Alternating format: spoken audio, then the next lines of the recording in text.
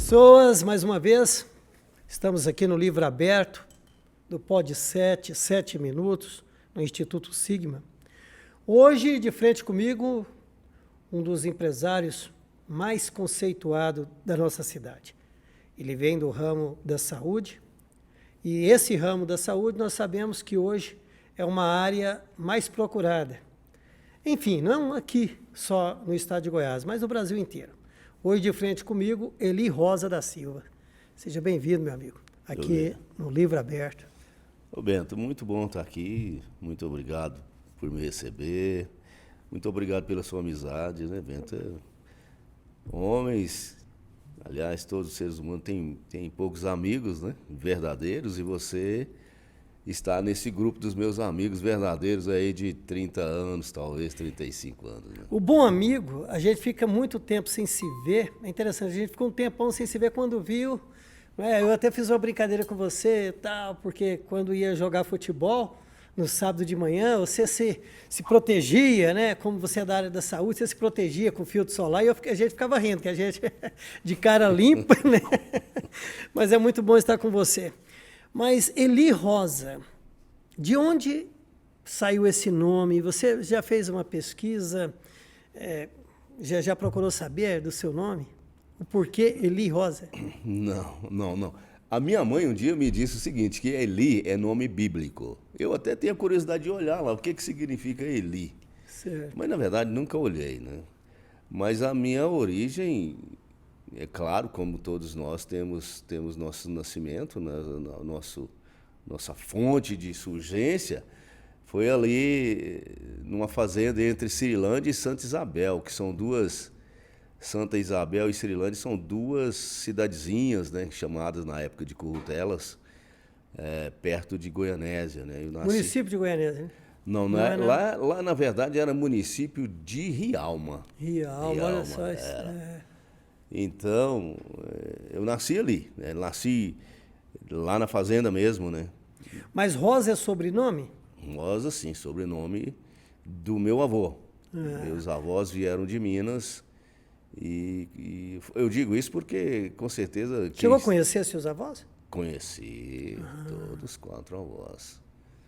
Conheci. Trabalhou em rádio, FM alguma vez? Não? Eu sempre falava para os meninos, o Eli tem voz de locutor de FM. Nunca te chamaram para trabalhar em rádio, não? Não. Você sempre tem uma voz, sua voz é muito boa. Mas, e lá, o que te faz lembrar essa infância? O que te mais faz lembrar essa infância? O que mais me faz lembrar a infância, o Bento, é aquela coisa, o poder de uma matriarca, que é da minha avó. Né? O meu pai, na verdade, meu pai foi daqueles filhos que mais ajudava os pais. Né? O meu avô, na verdade, tinha uma estrutura, ele era um produtor rural. Naquela época, naquela região, era uma fazenda pequena, porém bastante produtiva. E quem comandava essa fazenda era minha avó. Então, qual o nome dela? Maria Corrêa. Essa dona Maria, que era minha avó, ela era muitíssimo brava. Né? Então, todos nós que éramos os netos, a gente tinha muito mais respeito, muito mais medo, literalmente, do meu pai. Tinha mais medo dela que do meu pai e da minha mãe. Então, na verdade, o que me faz lembrar mesmo era aquela coisa implacável que ela impunha, né, como uma matriarca. Né? E ela tinha quantos filhos? Teve quantos filhos? 7 filhos. Então você teve 6 tios? Sim. 6 tios. Já a sua mãe teve quantos filhos? Quantos filhos? A minha mãe tem. Hoje ela graças é viva. a Deus. Sua mãe é viva. 8 filhos. Sua mãe está com quantos anos? Minha mãe está com 87. 87 anos. Mora próximo com você? Mora ali na Fernando Costa, na Jaiara. Meu mora pai, aqui em Anápolis. Mora lá. A gente veio para cá, criança, Bento, dessa região. Você veio para Anápolis, criança, sempre ali naquela região? Naquela região, ali na rua Séries, perto da Serraria Ideal. Aliás, a Serraria Ideal, para mim, foi um grande suporte. Então você chegou a comer doce do seu Antônio Doceiro, pai do Hugo Doceiro, ali que morava próximo a Ideal. Sim. Chegou a conhecê-los? Sim. Eu vi falar desses doces, até porque eu também fazia. Uma das coisas que eu comecei, o meu primeiro trabalho foi fazer doce. Fazer doce. Você era criança, né? Sim, eu tinha aqui uns 10 anos. E tem o Evandro. Hoje o Evandro, ele é irmão daquele camarada dono da Incofel ali, meu Deus, esqueci o nome. Eu estou lembrando dele aqui, mas... O Hermando. Tem o Hermando, o Evandro e esse aí, que esse aí é o filho caçula do grupo ali. Mas o Evandro, naquela época, ele alugou um cômodo feito de adobe. Sabe o que é adobe? O pessoal... Outro dia eu expliquei para os meus telespectadores, né? Nós explicamos, porque nós entrevistamos uma pessoa aqui que falou que morava numa casa de adobe, aquela coisa toda, né? Nós explicamos aqui. Adobe nada mais é do que um tijolão de barro mesmo, né? Então tinha um cômodozinho, forma, né? Um cômodozinho de adobe. O Hermando alugou isso e ali ele fez uma fornalha de lenha vindo lá, muitas vezes lá da Serraria Ideal. E ali ele comprava, todo dia ele comprava 2 latões desses de 50 litros de leite. E ali a minha tarefa era fazer doce desses 100 litros de leite. Aquelas ruas ali, Rua Corumbá, Rua Séries, essas ruas ali da Alexandrina, ali, era tudo no chão, né? Tudo no chão. Ali onde é aquela empresa grande de material de construção. Gobras. Ali era um buracão, né? A gente sim. brincava ali de filme de Tarzan, que era o que a gente podia ver, né? A gente brincava ali, era uma erosão imensa ali. Mas ali tinha outra família de Correia, não sei se são parentes de vocês, que tinha... Seu Zé Carroceiro. O Hugo, Esperdião, Ricardo, Antônio, tal, tinha ali... pessoal dali, né, que tinha... Sim. Ali também, naquela região ali, quer dizer, Correia também, né? É. Aí, naquela região ali, então, sua infância foi ali. Sim, depois que a gente veio da roça, foi ali, né? A gente veio para cá, meu pai é servente pedreiro, minha mãe doméstica. E a gente veio, ficou ali, né, morando num barraco ali naquela rua ali que liga a Avenida Tiradentes com a Avenida Presidente Kennedy. E nós moramos em 2 lugares, um na Rua Séries, outro na Rua Jaraguá. Na Rua Alameda dos Tamoios, me perdoa. Alameda dos Tamoios, ela liga ali Ligava a Presidente Kennedy com a Tiradentes. Isso, aí na Molas Americanas. Isso, né? Ali. Aí depois o Posto Amazonas, aquela coisa toda ali, aquela região. Ali onde é o Itamaraty hoje, o bairro Itamaraty, o meu pai, depois que a gente veio de lá, tinha ali o dono do bairro, na verdade, o dono do hotel. Levou o nome do bairro ali, que é... Família Crispim. Família Crispim. O meu pai, ele arrendava aqueles morros ali que rodeia o Morro da Capoava, ele arrendava aquilo ali para plantar feijão, plantar milho, né? E a gente ajudava ele a carpir aquilo ali. Carpir, era o que o meu pai sabia fazer, né? Nas horas vagas ele mexia com a rocinha ali.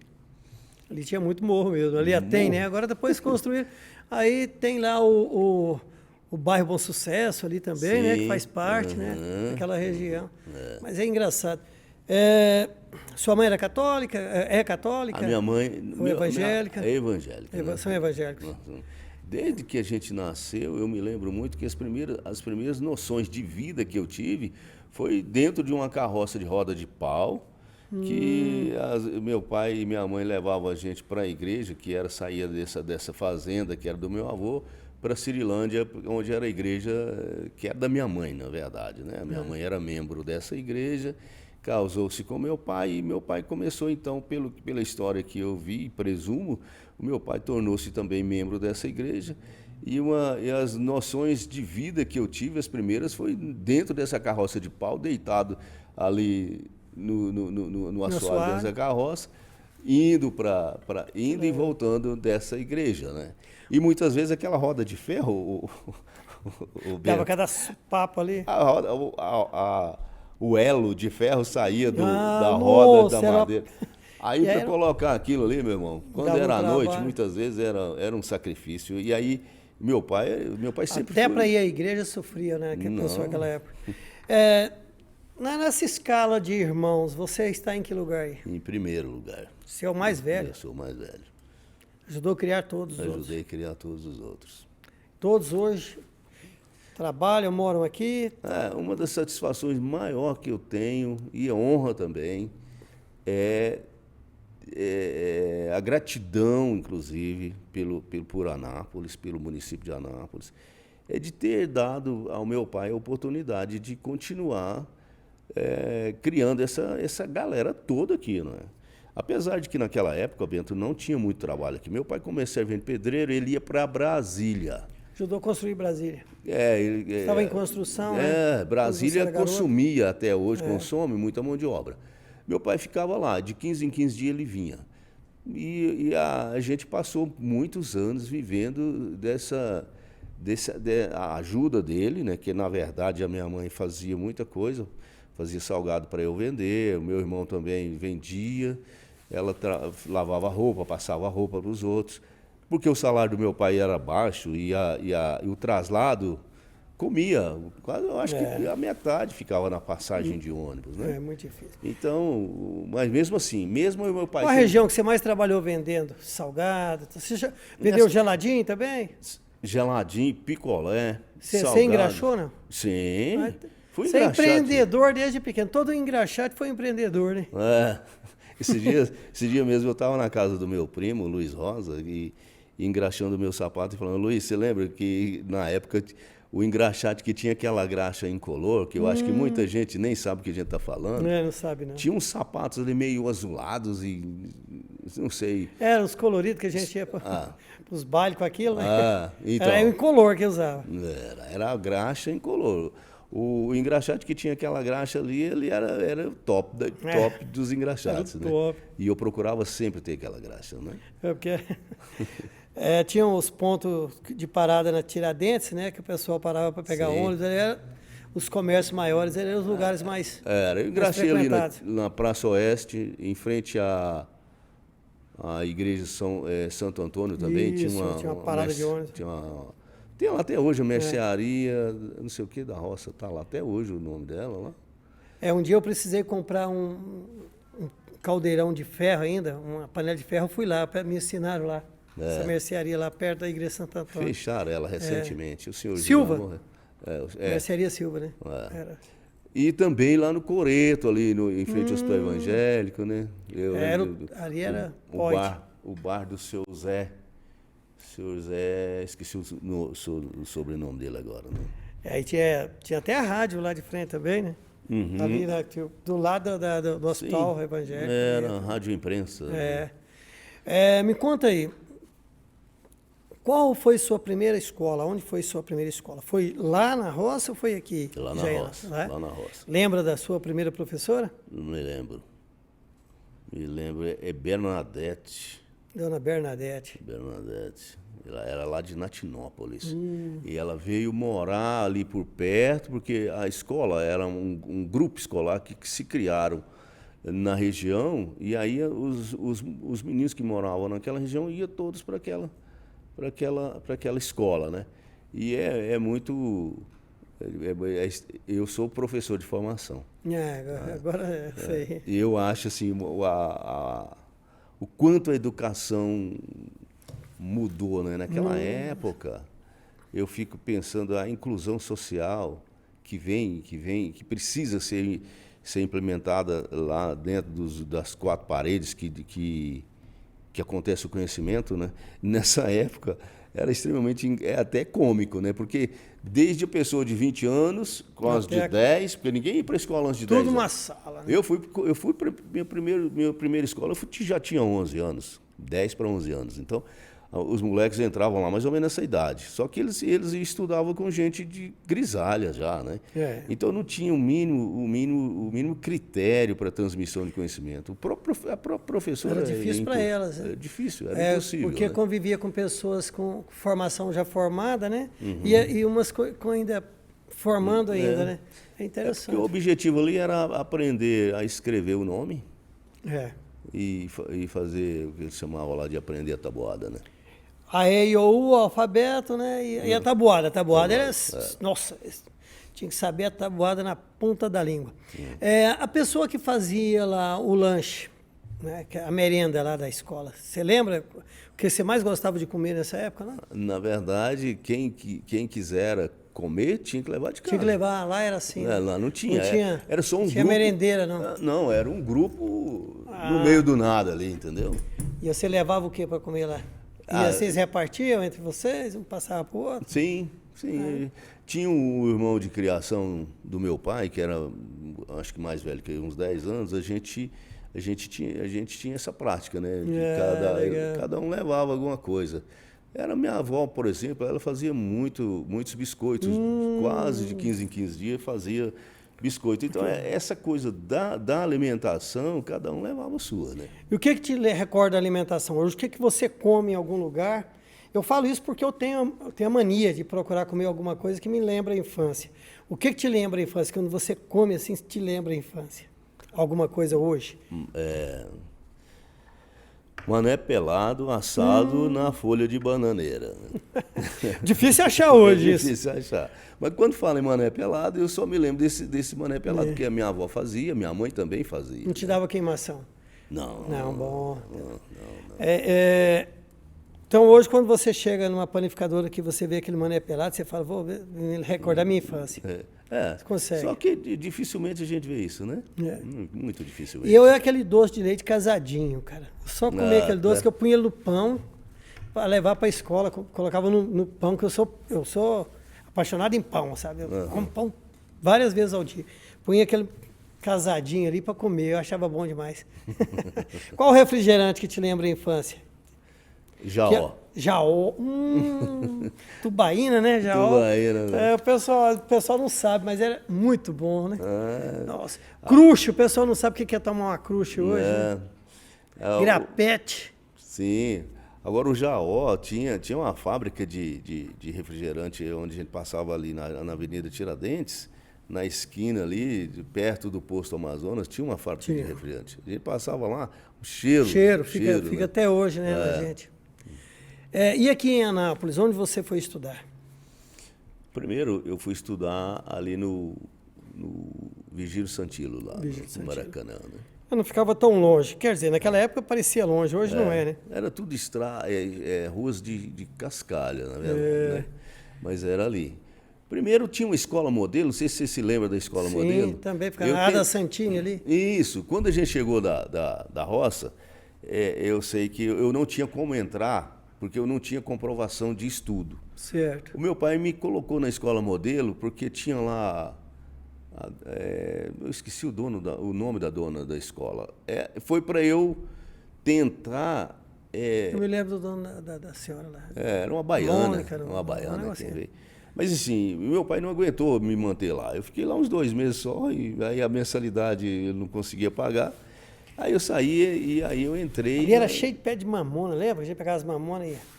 Era no quintalzão ali do próprio grupo ali.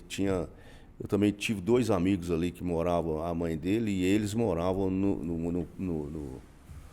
vamos dizer assim, no espaço do colégio ali, né? Aí você foi para o Virgílio Santilo. Fiquei lá. Uma escola mais... Eu estudei no Virgílio Santilo, e daí... Chegou a estudar à noite lá, não? Não. Estudei durante o dia. Vespertino, matutino? Matutino. Você tinha que trabalhar, né? Matutino. Aí à tarde ia trabalhar. Mas assim, Bento, eu estudei lá acho que um ano e pouco. Porque daí sempre não tinha condição, porque você veio sem comprovação daquilo que você sabe. Como é que eu ia entrar numa escola formal, sendo que você não tinha documento de escolaridade?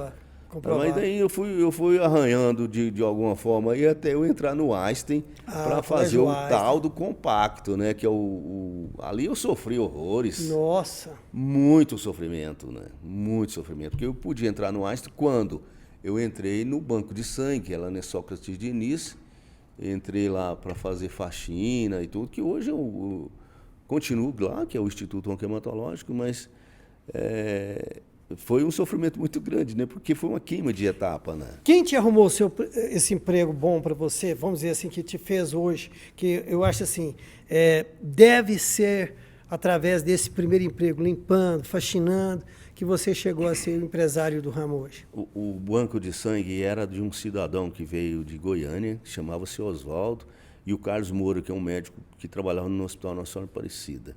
Carlos Moura, eu lembro dele. Você lembra? Ele é dono da Estância Parque Hotel, dono da Carlos, Sotrigo. Né? Então, eu entrei ali para fazer faxina e para trabalhar das 18 às 23. Mas alguém te colocou lá? Sim, vou chegar nisso. Quem me levou para lá? Foi o Luiz Rosa, que é meu primo, meu primo segundo. Entendi. O Luiz Rosa me levou para lá para ele poder estudar. Como eu não estudava, não tinha, é igual estou falando para você, foi muito complicado eu me inseri num processo educacional formal. Então, como eu não tinha essa coisa, o Luiz ele já tinha uma estrutura documental do nível escolar que ele tinha, e ele foi estudar no Tessina Santana, que também eu estudei ali no Tessina Santana à noite. Mas então eu fui para lá para atender telefones dos hospitais que pediam sangue, que o Banco de Sangue funciona 24 horas. Eu entrei para lá com essa missão de facilitar a maneira do Luiz estudar. E por ali eu fiquei, né? Eu fiquei extremamente encantado com a possibilidade de classificar o sangue do humano. Né?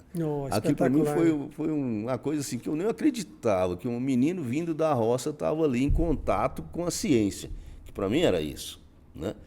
E eu não estava errado, porque hoje o sangue, a transfusão de sangue hoje é praticamente considerado como transplante de órgão. Né? Então eu, assim, na minha singela e na minha simplicidade, na minha baixa idade, eu já tinha aquilo como o fantástico. Né?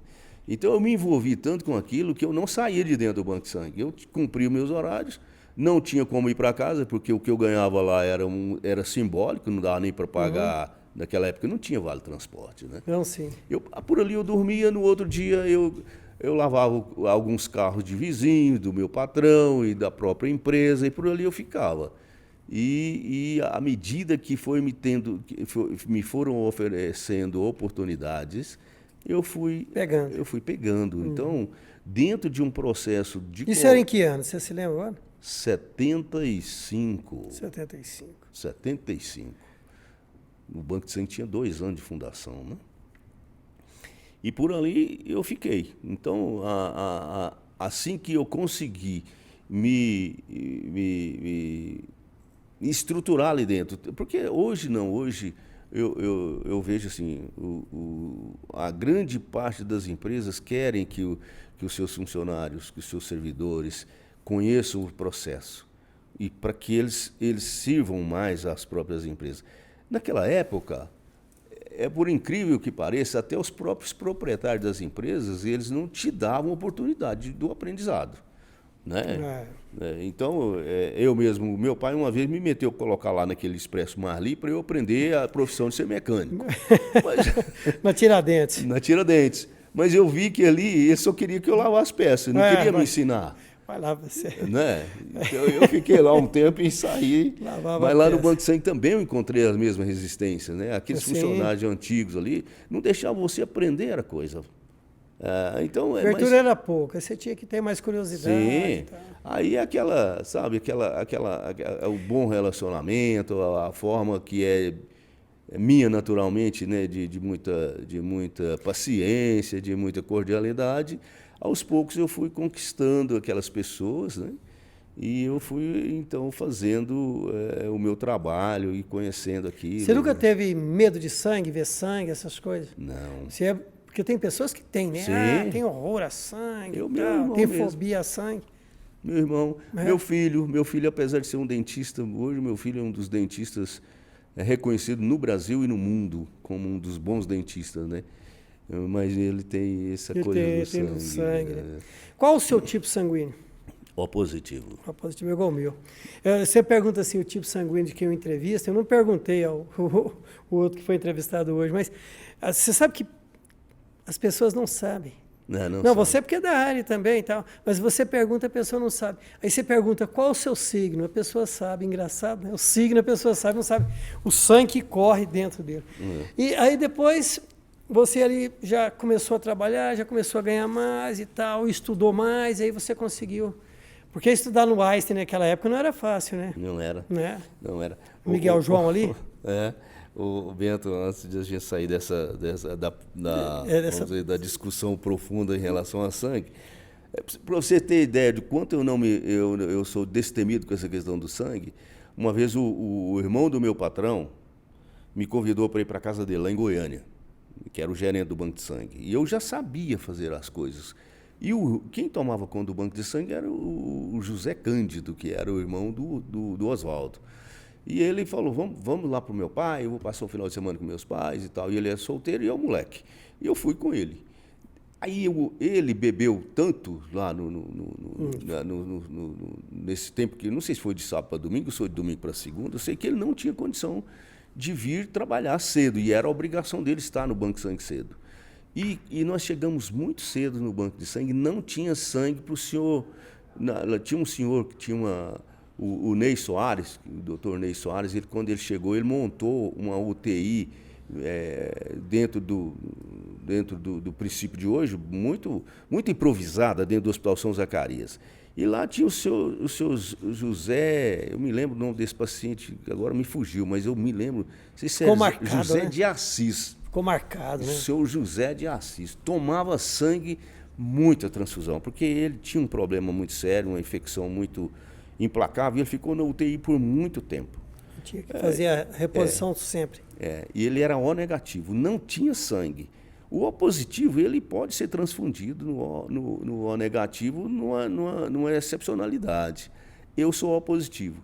Eu já tinha feito doações algumas vezes com outras pessoas colhendo meu sangue. Cheguei no banco de sangue madrugadinha, a dona Ivone, que era a enfermeira-chefe do Hospital São Zacarias, muitíssimo brava, ligando no banco de sangue, pedindo sangue com urgência para o José de Assis. Ela era muito rígida mesmo, eu me lembro dela. Você lembra dela? Dona Ivone era uma fera, ela, né?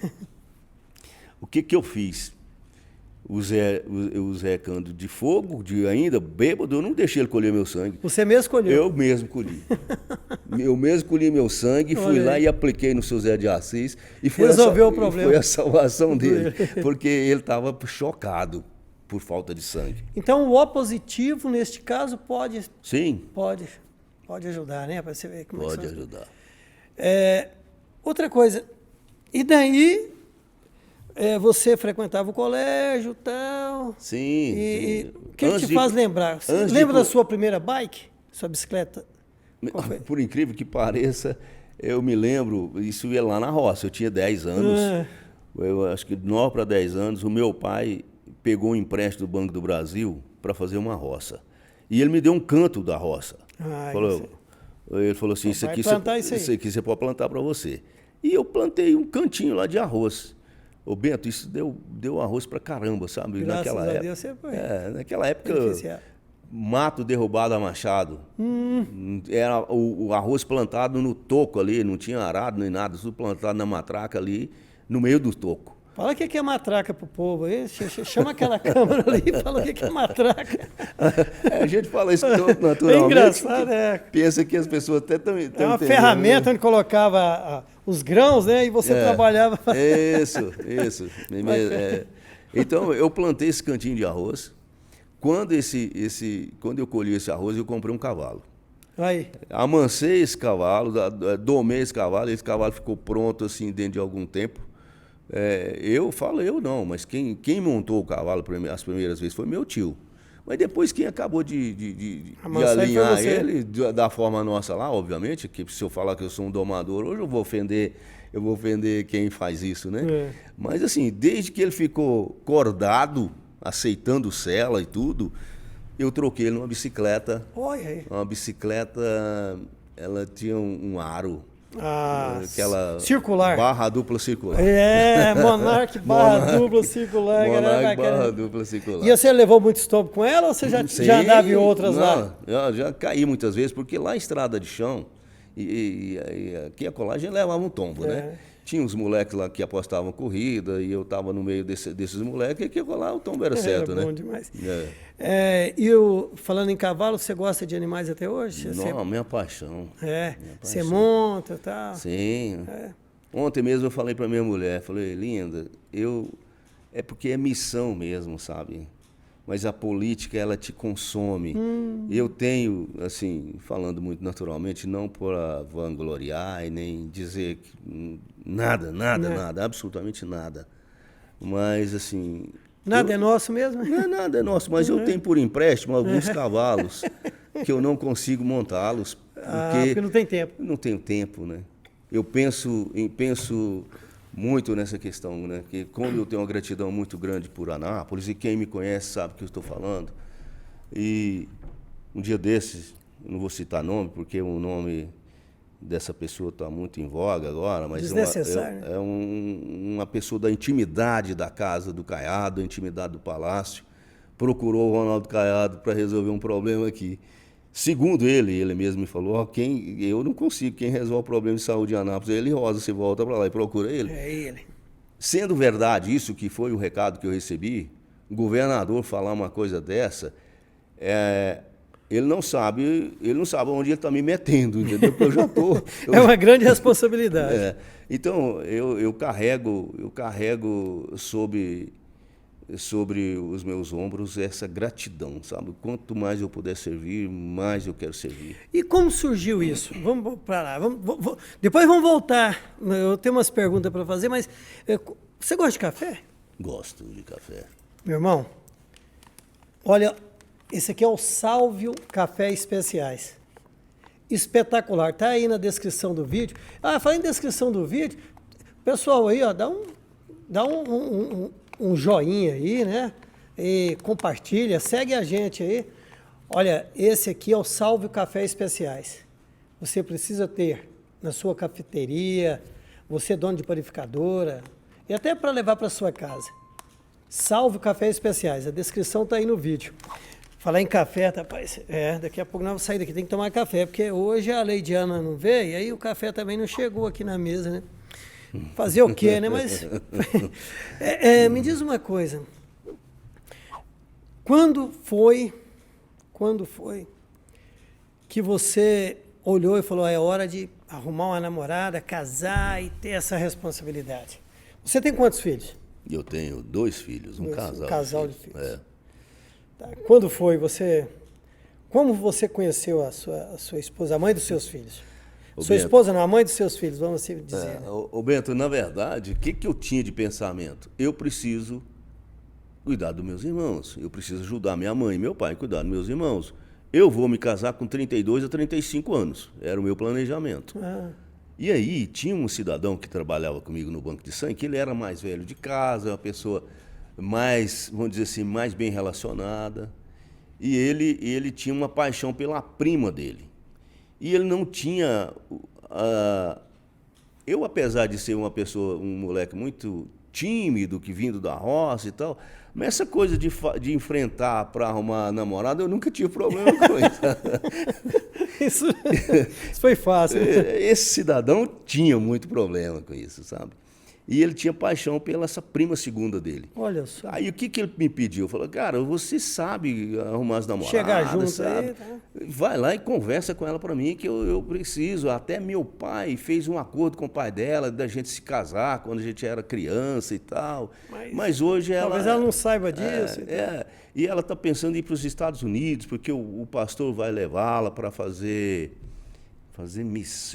tornar-se missionária tá. Nos Estados Unidos, e eu tenho muito medo dela ir embora, e eu tenho paixão por ela. Eu fui lá umas 2 vezes fazer com que ela aceitasse. Seu cupido. Exatamente, fazendo esse...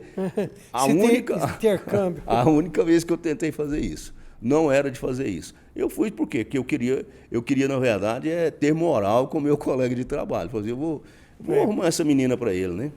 Deixa comigo. Fazer o meio de campo ali.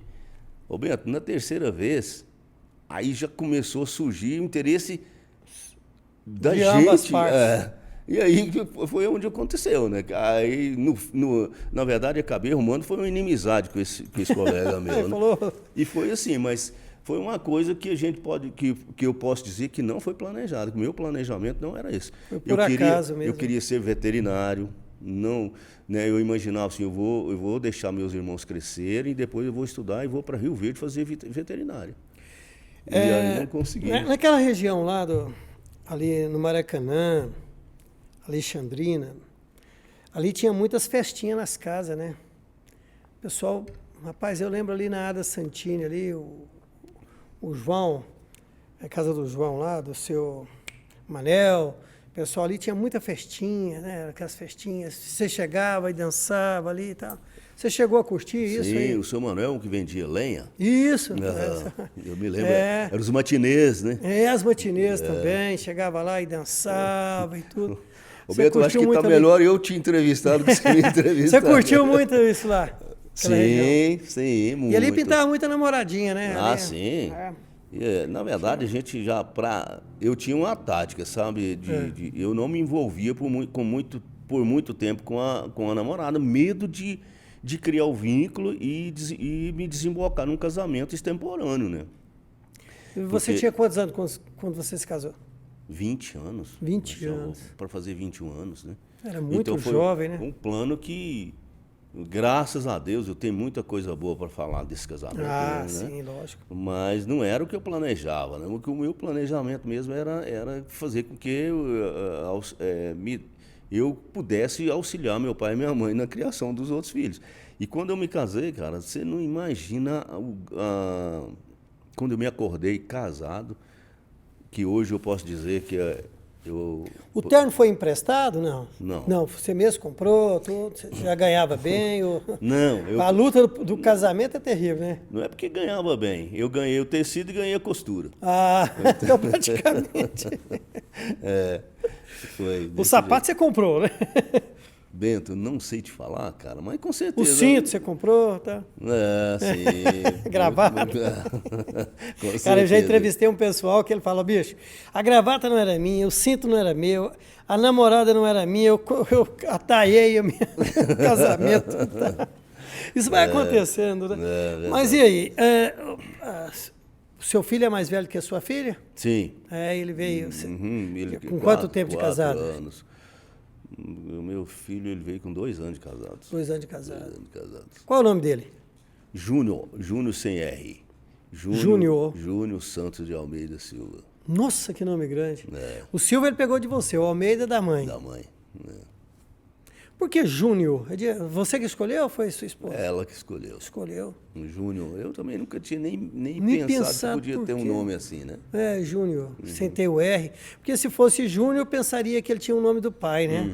Mas como é Júnior, hoje é doutor Júnior de Almeida. Nossa, que nome dele não é pequeno, não. Porque a gente coloca o doutor antes, né, hoje. É um orgulho para você, seus filhos? Sim, meus filhos, meus irmãos, né? São pessoas que me honram, né? Pessoas com a... Valeu a pena a luta sua, né? Valeu a pena. Tem minha filha, né? A Elina Rosa. A sua filha hoje, ela é secretária de saúde, né? Então a gente...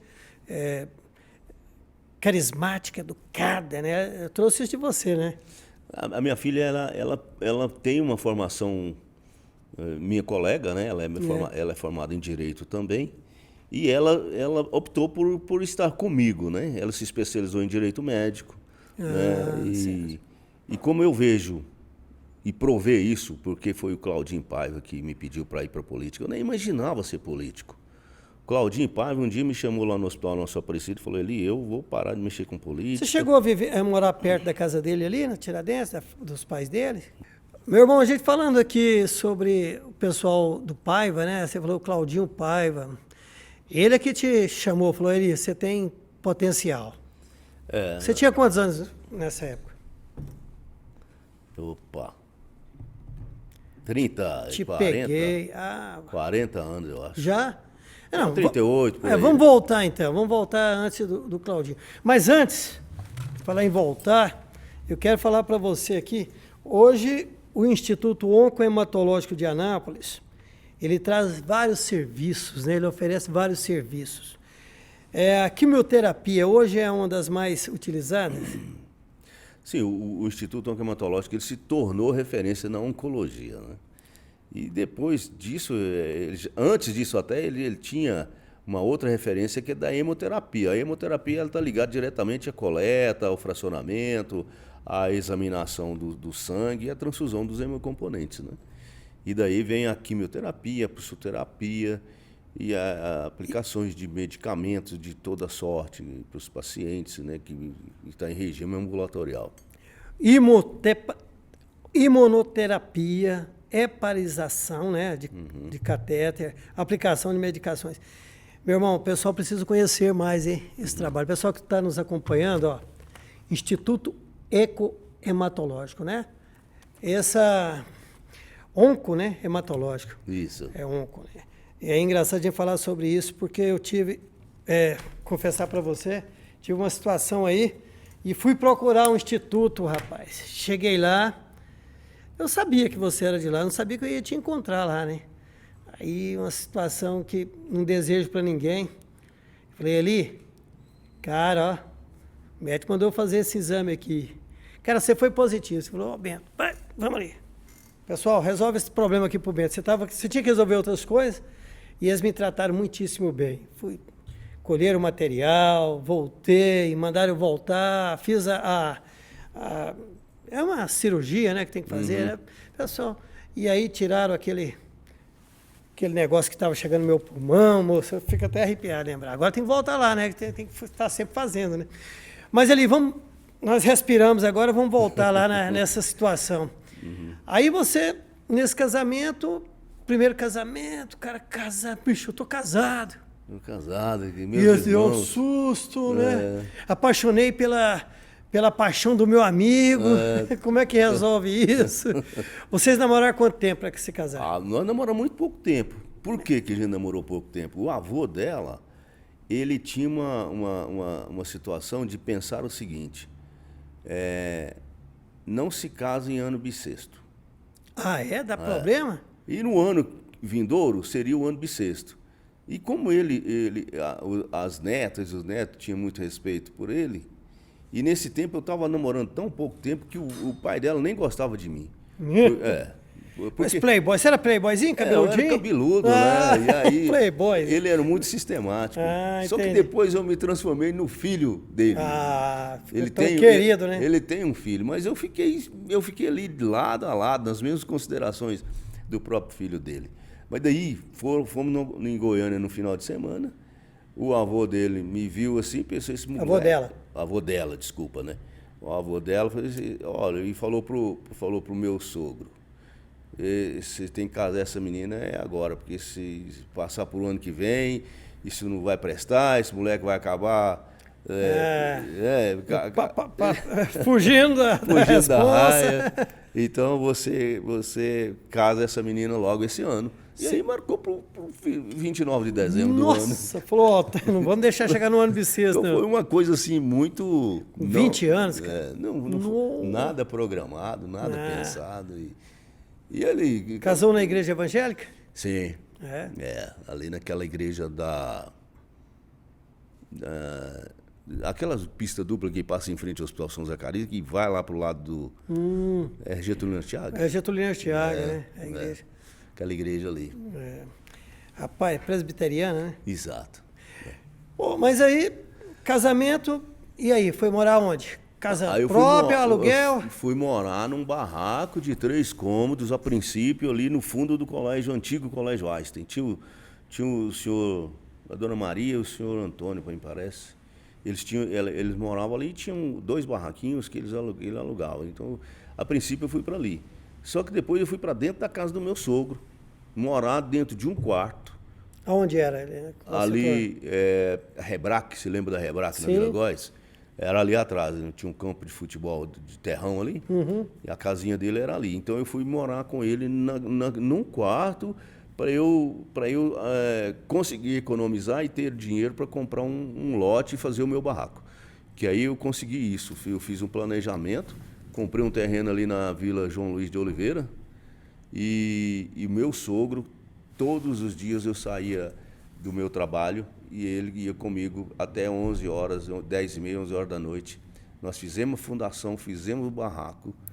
E lá... Bacana, esse orgulho, né, cara?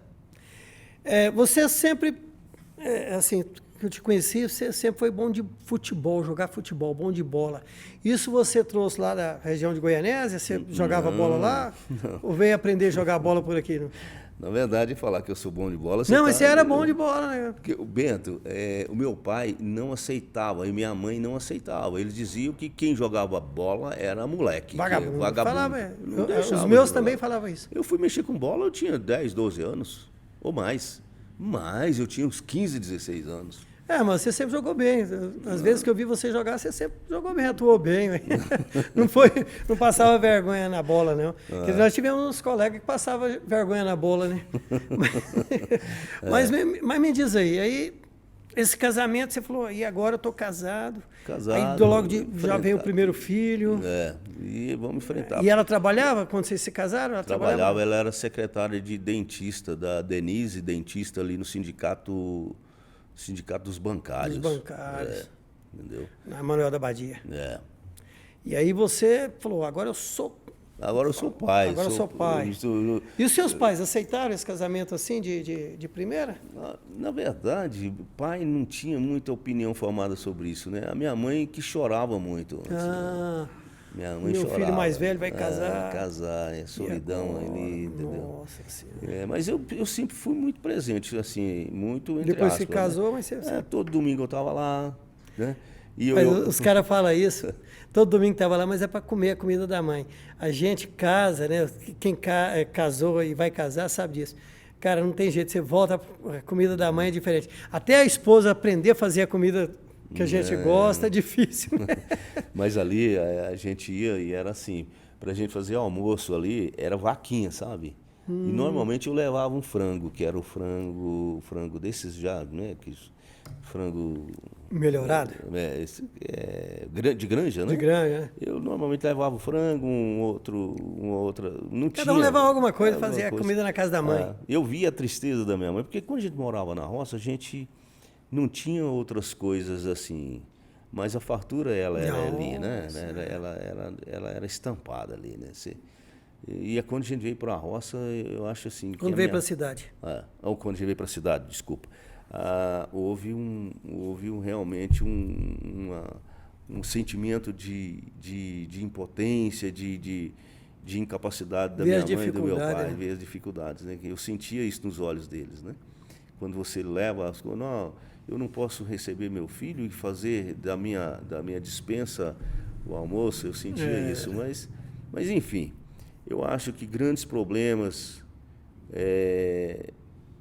não tem solução, que é um quadro de doença grave, um quadro de doença implacável, mas esses problemas, na verdade, para quem analisa a vida e para quem raciocina, não tem que reclamar. A vida nossa, ela não está naquilo que passou, ela está no porvir, né?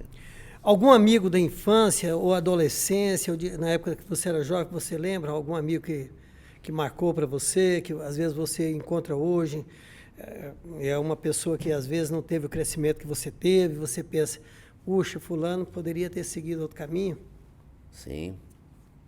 A minha rua, Bento, naquela época a maconha era uma coisa muito, muito hostilizada, ao mesmo tempo muito presente na molecada, né? E ali na rua Alameda dos Tamoios, meus amigos eram dali. E uma grande parte deles eram usuários de maconha. E, consequentemente, partiram para outras coisas, inclusive a bebida, né? Eu não vou citar nomes aqui. Hoje nem estão mais entre nós, né? Muitos a esmagadora maioria já foi. Já foi. Aí você olha e fala, puxa vida. Você falar assim, eu não vou citar nome aqui, mas tem um que até hoje é vivo. Esse cara, para mim, foi o cara que me inseriu aqui na cidade, né? Porque quando você primeiro amigo, talvez. Primeiro né? amigo. Puxa. Mas eu, por incrível que pareça, nenhum dos meus amigos tiveram a coragem. Eu não sei o que há em mim. Desde moleque eu tenho um espírito assim de liderança que parece que passa pelo meu olhar. Eles nunca fumaram um cigarro de maconha perto de mim. Nunca. Mas bacana isso. Eu sentia cheiro neles. Quando eles davam uma desaparecida naquela... Eles viam que você não era do meio, assim, desse tipo de coisa, de usar cachaça, né? Maconha, essas coisas, que você tinha outro. Isso acontece, né? Vamos pensar aqui juntos. Hoje você tem os netos, né? Você tem Hoje você é um empresário, hoje você gera empregos. Você nunca parou para pensar, né? Mas depois eu quero que você pense nisso. Quantas famílias dependem de você hoje? Depende do seu ser político, do seu ser administrador. Um dia você já parou para pensar isso? Puxa, olha quantas famílias hoje que sobrevivem porque existe o Eli Rosa. Eu penso nisso sempre. Você pensa? Porque tem gente que não pensa, não para para pensar. Se eu não pensasse nisso, sabe onde eu estava? No mato, estava na roça. Ah, entendi. Eu literalmente lá, a vida inteira lá. Não preciso disso que eu estou passando hoje e tal. Eu estaria lá, cuidando do meu gadinho, dos meus cavalos, que graças a Deus eu tenho essa oportunidade. Então. A oportunidade de tê-los como empréstimo, mas eu não tenho a oportunidade de usufruir. Mas por que eu não usufruo disso? Porque não é só... essas famílias dependem de você. Quantas pessoas trabalham comigo? Eu não sei exatamente, mas hoje, muito provavelmente, perto de 200 pessoas, empregos diretos. São pessoas que E precisam aí, de você. Assim, eu tenho a presunção de que se eu sair do cenário, não tem quem me substitui. Isso é uma tolice nossa, né? Porque o ser humano, ele não é Mas isso que nós estamos aqui querendo falar é porque às vezes a pessoa está assistindo e não sabe o quanto o ser chamado Eli Rosa é importante para várias famílias. Porque nós estamos falando de família que tem 4, 5 filhos, até mais, que esses filhos precisam estudar e que é através de você, através do teu trabalho, que eles, né, precisam chegar lá. Agora você imagina aquele menino que veio sem uma especificação para a cidade, sem um documento de que tinha cursado, nem que seja o primário, e hoje, né, é o que é, através do seu esforço, da sua vontade, também da sua astúcia, que você foi corajoso, você teve coragem de enfrentar. Camarada mesmo, você tirar o seu próprio sangue, né? Você tirar sangue de pessoas, você era garoto quando aprendeu a fazer esse tipo de colher, né, que fala, né? Colher o sangue de alguém. Você foi muito corajoso. E quantas outras pessoas que já passaram, né, que já foram seus funcionários, que hoje estão trabalhando em outros lugares, que dependeu de você, através do seu... da sua disponibilidade de servir. Como começou isso? Foi servir? Como você aprendeu a servir? A ser útil? Que isso não é para qualquer um, ser útil, servir. Quando você... Esse trabalho social seu. Eu vou voltar a falar de uma pessoa que para mim foi profissionalmente falando, foi a minha mãe, que é a dona Ivone. Tinha a dona Ivone e a dona Zezé lá no Hospital a dona Ivone no Hospital São Zacarias e a dona Zezé no Hospital Dom Bosco. Eu aprendi essa coisa que eu falei para você no começo da conversa. Nossa Senhora de Lourdes tinha a dona Divina também? Valdivina também? Dona Divina. Nossa, duas divinas lá, né?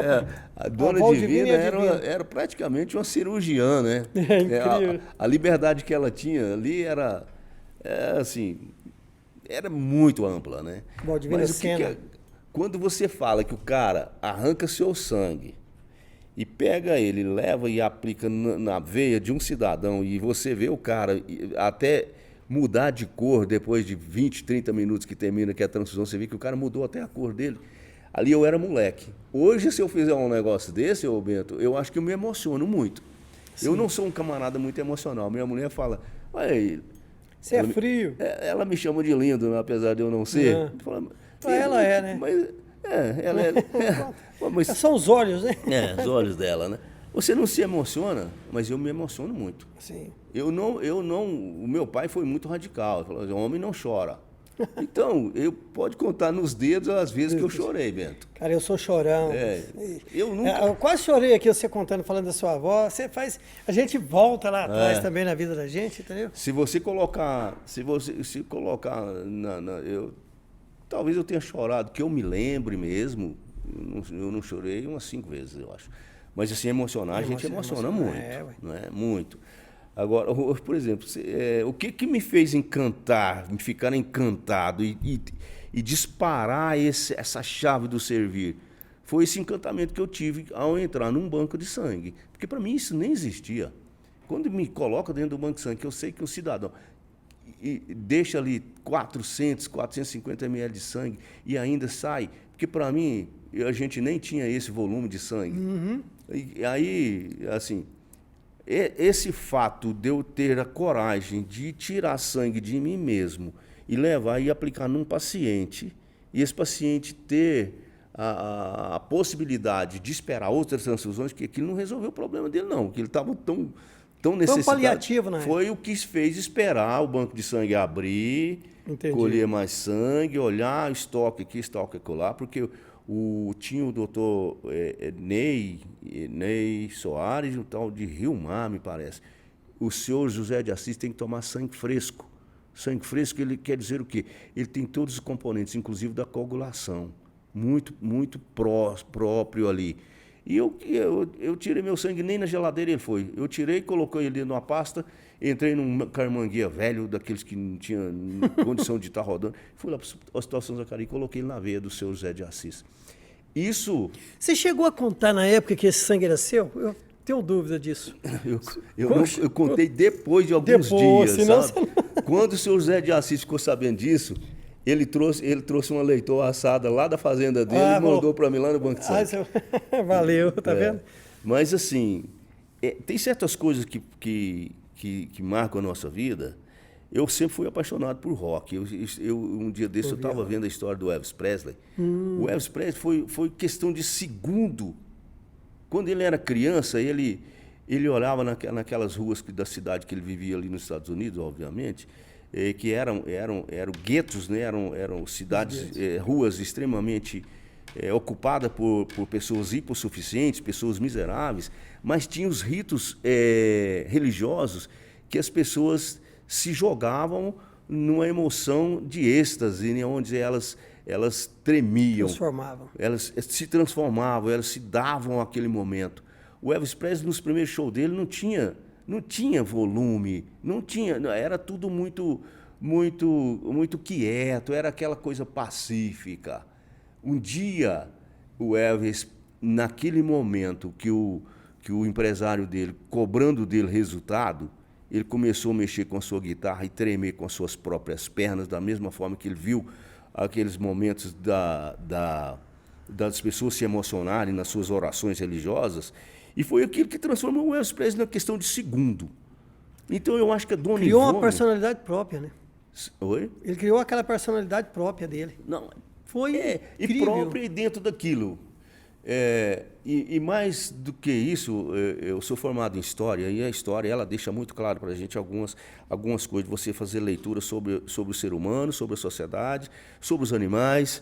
Então, é muito latente a presença de certas coisas ou acontecimentos que surgem na sua vida. Então, a Dona Ivone, ela foi para mim aquelas oradoras que foram para o Elvis Presley como cantor. Entendi. Então, a Dona Ivone, principalmente com essa coisa de eu tirar meu próprio sangue e aplicar no José de Assis, porque ela era uma grande responsável pelo Hospital São Zacarias. O Roberto Zacarias entregava aquele hospital para ela lá. Então, ela vendo que o José de Assis não morreu por falta de transfusão e que eu tirei meu próprio sangue e apliquei no José de Assis, eu me senti muito empoderado pelo tipo da crítica da época, né? Agora eu cheguei. Agora eu vou. Então, eu sou meio doidão assim. E aí eu peguei nisso, sabe? Isso me trouxe atrevimento, isso me trouxe capacidade de desenvolver desafios. Por exemplo, aqui tinha 3 bancos de sangue. Você se lembra disso? Hoje só tem o meu, porque eu nunca falei mal de concorrente nenhum. Mas eu não meço esforço para socorrer até meus concorrentes. Você não tem? Não, eu tenho aqui, meu irmão. Leva. Então, isso me fez...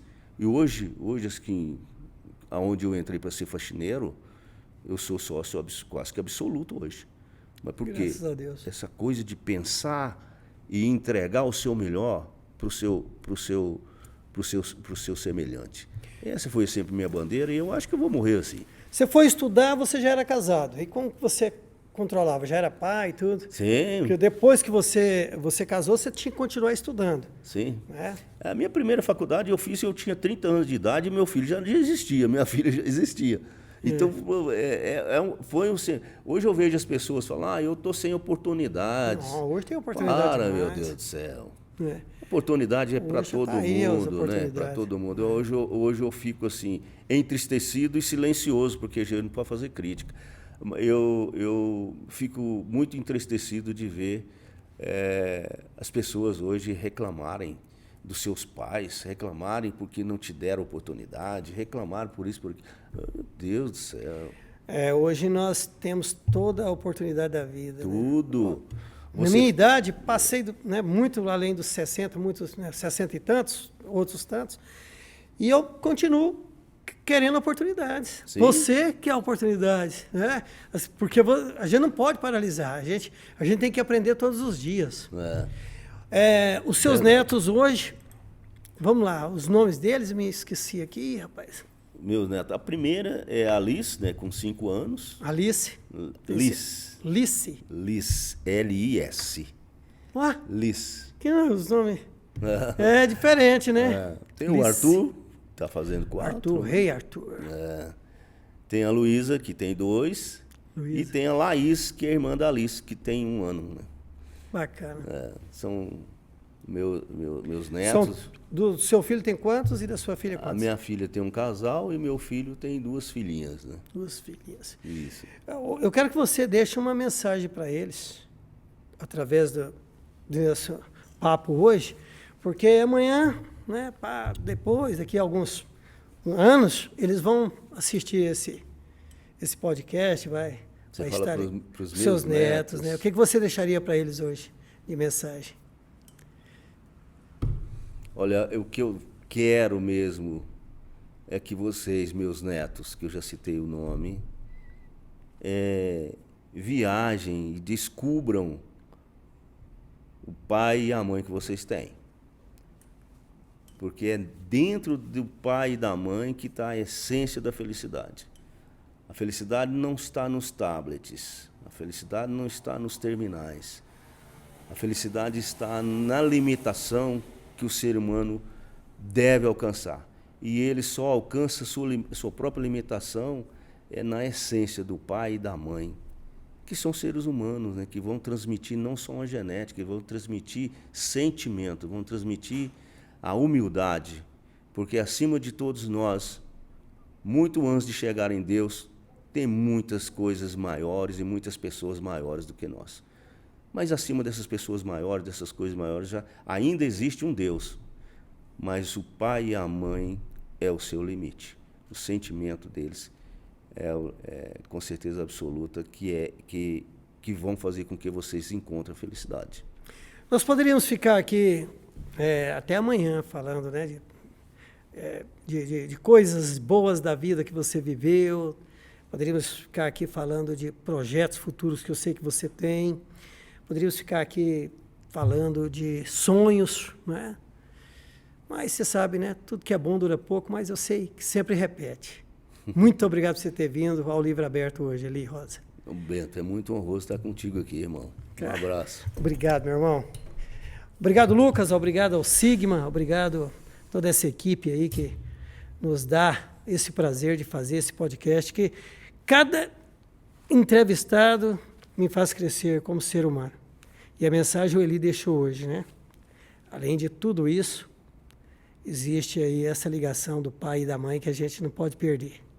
Muita paz a todos e a gente volta a qualquer hora aqui no Livro Aberto, através do Sigma. Muito obrigado ao Sigma, obrigado a todos.